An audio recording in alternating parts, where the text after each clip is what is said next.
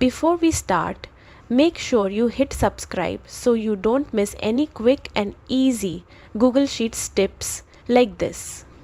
Today, I'll show you how to create a calendar in Google Sheets. Perfect for organizing your schedule, planning events, or tracking tasks. First, open your browser, go to sheets.com jail, just sign in to your Google account. Once you're in, look at the top right corner for the template gallery and click on it. In the personal section, you will see an annual calendar option. Click it and just like that, Google Sheets will generate a ready-made calendar for the entire year.